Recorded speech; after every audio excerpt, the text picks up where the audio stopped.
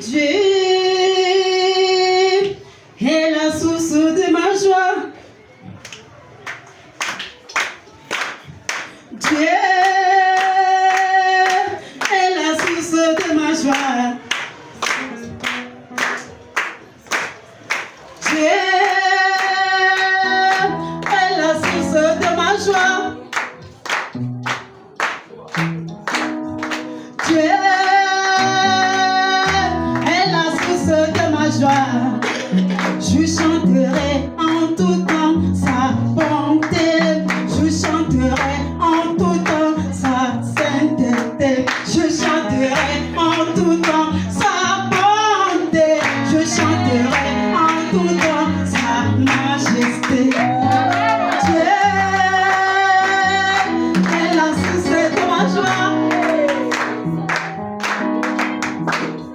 Dieu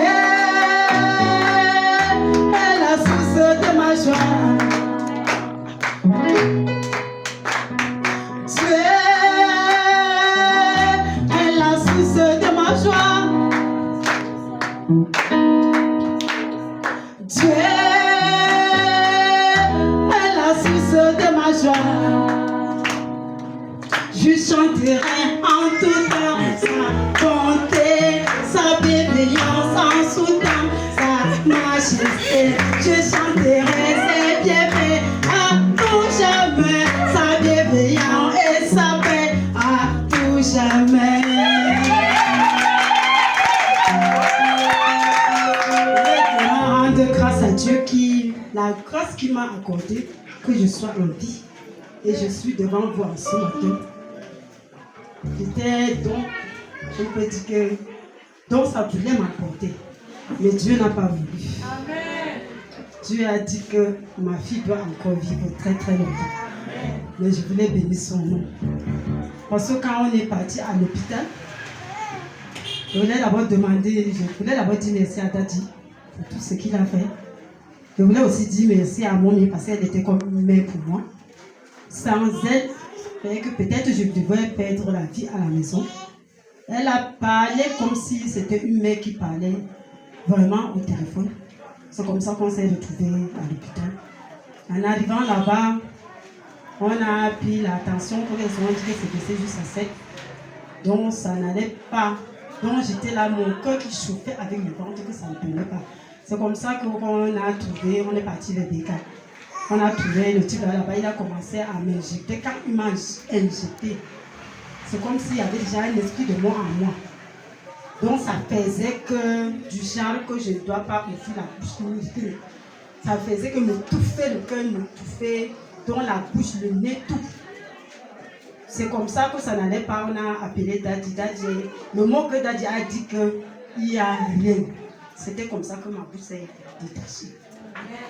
Que je suis restée avant que les mamans Noël qu'il a envoyé.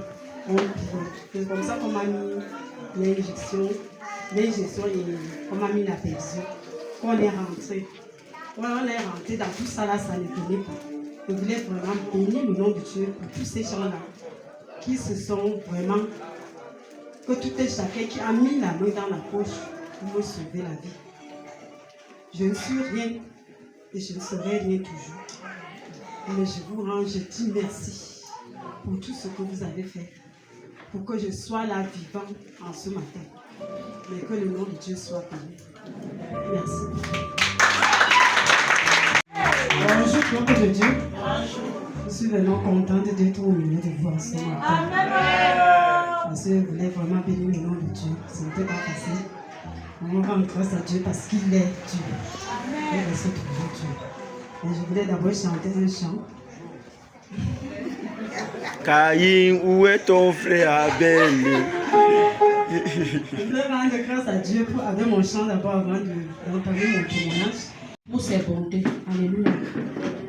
Je viens témoigner de la part de mon mari et de mon fils.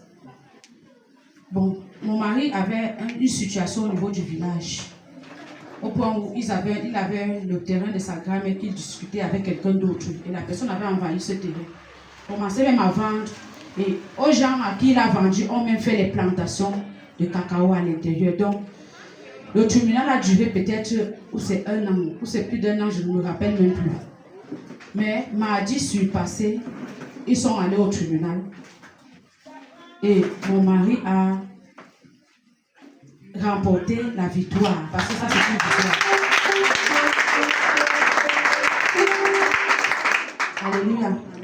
Et après cela, en dehors même de cela, le juge a dit, si ces gens étaient en salle, ils seront en prison aujourd'hui. Et comme ils ne sont pas là, ils ont l'amende de 4 millions à payer. Je dis merci à l'Éternel.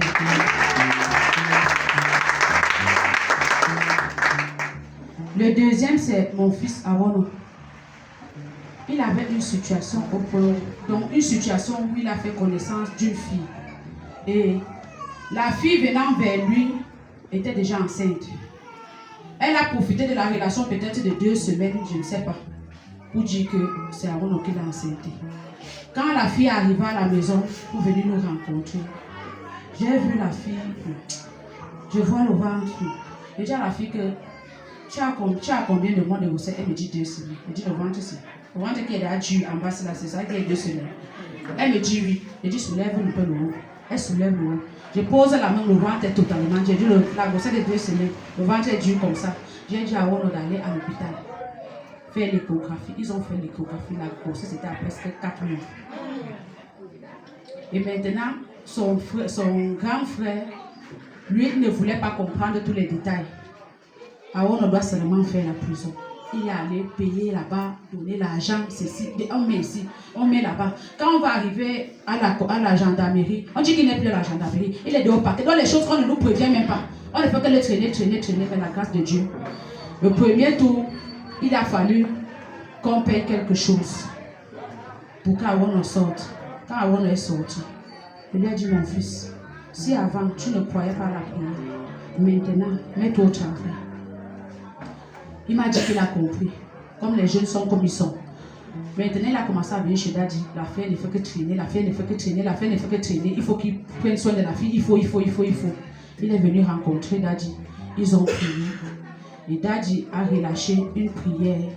Que même par n'importe quelle manière que tu aies gain de cause. Et la fois dernière, le tribunal devait être comme mardi.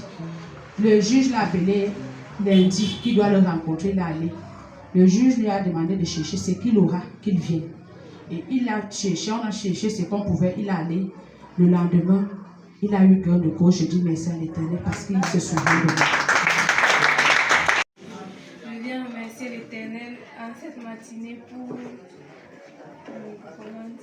pour sa protection dans ma vie. Il y a quelques temps de cela, étant à l'école, il y a eu les élèves ont eu les crises. D'autres tombaient, d'autres s'agitaient. J'ai été épargnée par la gloire de Dieu. Dernièrement aussi, Daddy avait prié, il m'avait localisé, il a dit qu'il voit les vers dans mon pied. Et c'était vrai parce que de temps en temps, ça faisait comme l'électricité. Donc je remercie Dieu, depuis qu'il a prié, cela est parti définitivement. Vendredi, où l'homme de Dieu m'a localisé. Il m'a localisé disant que j'avais un faux esprit de mensonge. On voulait me vendre. On voulait, c'est pas me sacrifier. Parce que depuis un bout de temps, je pressentais quelque chose de mauvais genre, mais moi je ne pouvais pas imaginer que ça pouvait être peut-être sur ma propre tête. Parce que même ma fille, là, elle me disait qu'elle rêve souvent que sa grand-mère est décédée, qu'elle est décédée. Pourtant, ça rôdait là autour de moi. Donc je rends grâce à Dieu parce qu'il a révélé cela à Daddy. Et parce que cela a été détruit. Alléluia. Je rends également grâce à Dieu pour les 2 jours de retraite que nous avons pris avec Daddy. Ça a été tellement bénissant pour nous. Je pleure les oubliés et ceux qui n'étaient pas là vraiment. Le Seigneur a fait des choses extraordinaires dans nos vies. Et je voudrais lui rendre grâce à Dieu. Amen. Je voudrais lui rendre grâce vraiment pour cela. Et que toute la gloire lui revienne encore. Amen. Et maman Julienne va nous aider à lire. Voici mon témoignage. Alléluia. Je voulais dire merci au Seigneur pour ma délivrance de vendredi. Daddy m'avait localisé en disant qu'il me voit perdre encore un proche de moi. Et que je disais, Seigneur, je t'ai fait quoi? Ce que Daddy a dit vendredi, Ce n'est pas ce que j'avais vu dans mes rêves. Je remercie le Seigneur et Daddy. Amen. Alléluia.